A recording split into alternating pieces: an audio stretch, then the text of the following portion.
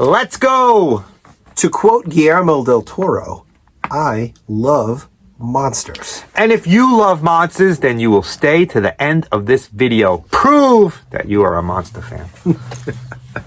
So, in the early 1960s, during the early days of television, or when television was becoming popular in all American homes, lots of different networks were craving programming. There just wasn't enough out there to fill the time they had. So they started to show old movies.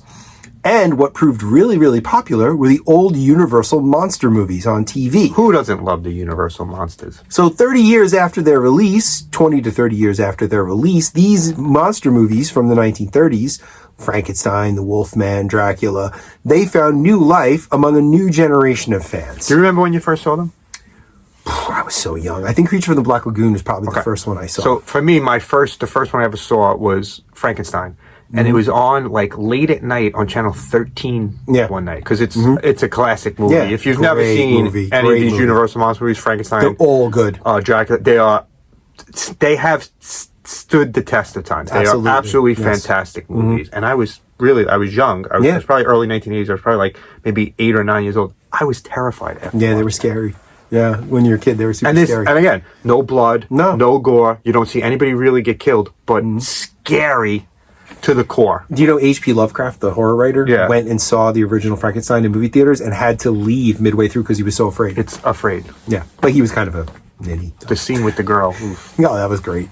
So anyway, this new generation of fans for these classic monsters were out there looking for stuff to buy. And there was no stuff. When the movies originally came out, there was in the 1930s and 40s. There was no movies. There was very few movie things. Maybe cards. Maybe so Aurora Model Company got the rights to do a Frankenstein's monster. I'm going to refer to it as Frankenstein. I know it's the monster. I know Frankenstein was the doctor. Okay? So in the comments, get past that. Okay? For ease, I'm going to call him Frankenstein. Right. So anyway, Frankenstein. Oh, sorry. So I threw him off with that one. Me off. This is not getting edited out. Okay. So Aurora premieres their Frankenstein model in a New York City trade and hobby show in 1961. No companies, nobody buys any of them for the first 2 days. Wasn't Toy Fair? I don't think it was Toy Fair, no. Nobody buys any of it for the first 2 days. Until the third day, they let in the families of the people working there, and a whole bunch of kids want the Frankenstein model. This tells Aurora that they've got something, and in January of 1962, they released the Frankenstein model on the market. It is a runaway bestseller among this new generation of monster fans. 98 cents was the model. 98 cents.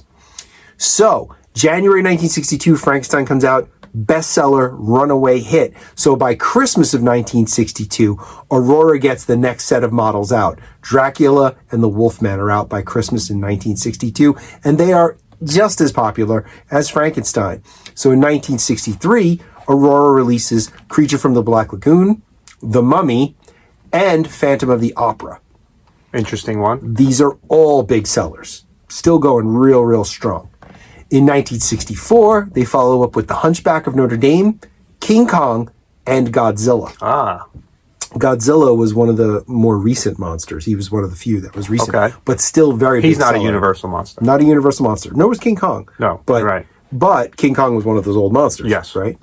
So, 1965, Dr. Jekyll and Mr. Hyde, The Bride of Frankenstein, and The Witch are released. The Bride of Frankenstein and The Witch don't sell that well. Why? Honestly, because female characters don't ever sell well. Didn't sell well, especially for boys' toys. So that was 1965. Check out our video, 1966. They released the first ever collectible Marvel superheroes. It's in our Monday Marvel Madness from last week. Right. 1965 also saw the release of a model called the Big Frankie, which was a Frankenstein model that was 24 inches tall and had a very cartoony looking appearance. That didn't sell as well as I think Aurora had hoped. And from 1964 to 1967, they released a line of models based on the monsters that didn't do all that well. Okay. These were the monster rods. They were a combination of monsters and hot rods. They become popular after, though.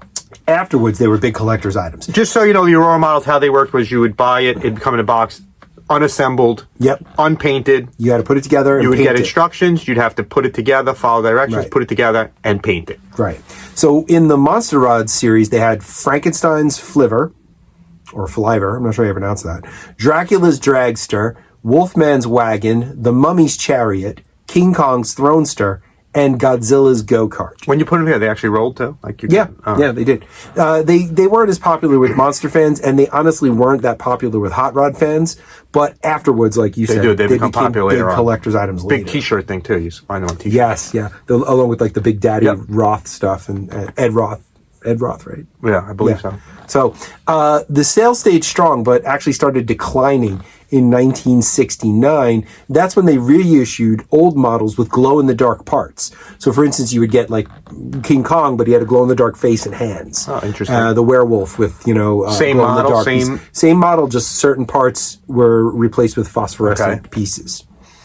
The last new figure that that Aurora released was the Forgotten Prisoner of Castlemare. In 1970, this was actually based on a story in Creepy Magazine. If you haven't watched our Warren Publishing video, please go back and watch the history of Warren Publishing. It was very well done. Oh, thank you. Just as fondly remembered as the models are the box art paintings that came on the packages. These were all done by James Bama.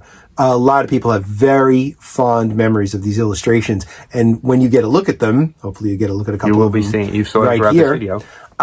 You'll know why. They are just great, good painted monster illustrations. These models now demand incredibly high prices on the collector's market. In fact, look for a short coming up on a recent Godzilla model sale. That was absolutely astronomical. Even now, there are multiple reproductions of these model kits done by companies like Revell that once Aurora stopped producing them. When did Aurora go out of business, do you know? I believe it was in the late 1970s. Okay. Yeah. And then the models disappeared for a while, and then they were bought by Revell and a few other companies, and they've been reproduced through the years. I want to put a thank you out to my sources, classic-monsters.com, toyarchive.com, and Wikipedia. Wikipedia was instrumental in helping organize Links will be this. in the description. So that's it. Did you ever see the Aurora Monsters? I've never had. Did you get Aurora any of Monster them? model. Have you bought any of the reproductions that were created recently? Did you have any? No, but my cousins had a whole Because bunch of this them. is before our time, so that's why we would never have had these because we were born in the early 70s. These were kind of These were already in-demand collector's items by the time we were kids. wouldn't have been able to get them on our shelves at our local toy store. No, but I have thought many times of buying reproductions, honestly. I love these things. These are great.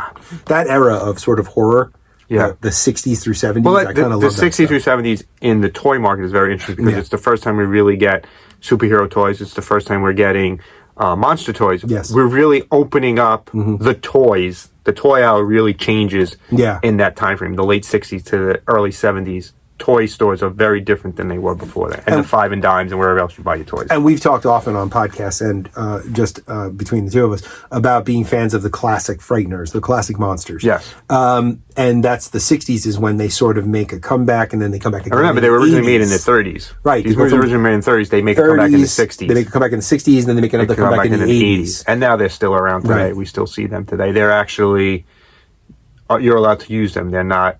Some of them are in. Some of them are. Dracula is out of copyright. Yes, I think Frankenstein is too. Yeah. They're out of copyright, which means if you wanted to create a comic book tomorrow with Frankenstein and Dracula in it, you could legally do that. Yep.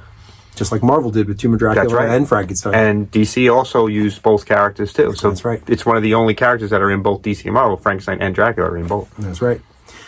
So that's it. If you liked the video, hit like.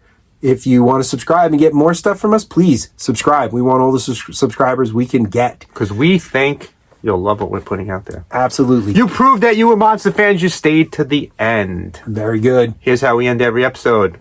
Collect what you love. Love what you collect. T-shirts coming soon. We'll see you next time. Bye.